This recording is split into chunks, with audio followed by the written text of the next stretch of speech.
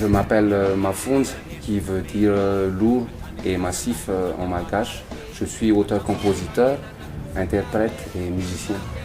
Je compose avec la guitare et la harpe traditionnelle malgache qui s'appelle vali.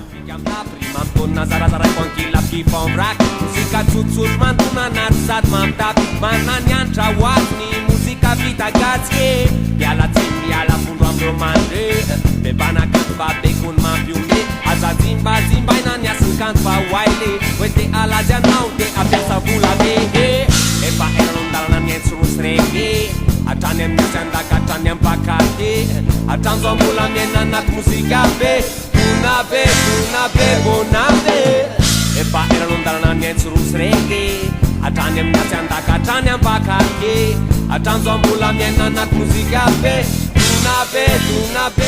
J'ai composé à l'âge de 12 ans dans le monde hip-hop, dans un groupe qui s'appelait Cannibal. À cette époque-là, on était très jeunes et un petit peu agressifs et méchants dans des textes.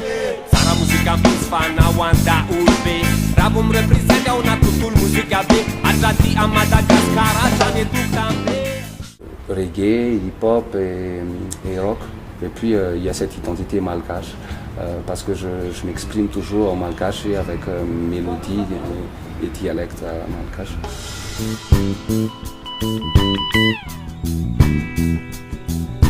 Ça parle un petit peu de tout, ça parle de Madagascar, de mon pays bien sûr, de tout ce qui se passe.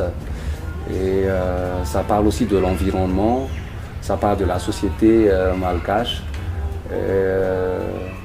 Et ça parle aussi de l'amour, bien sûr.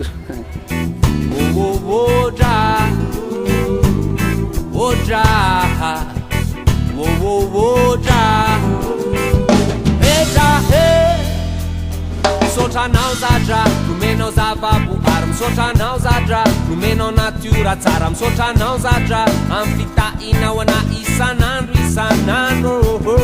Misotranao zadra, nomenao aingam-panahy, misotranao zadra, nomenao sakafo sahazana, misotranao zadra, amin'ny fitiavana be nomenao ana.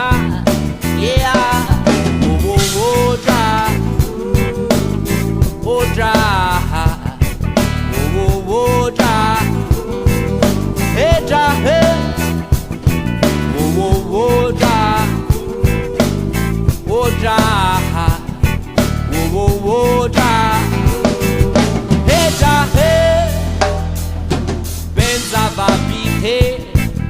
Dalana tsiritra nofosiraka tselampahotana zatra ialana nizogany satana azavajanahary zahay to tsy manjary mila fitahina minao izahay de raha silaza ho mandrakizay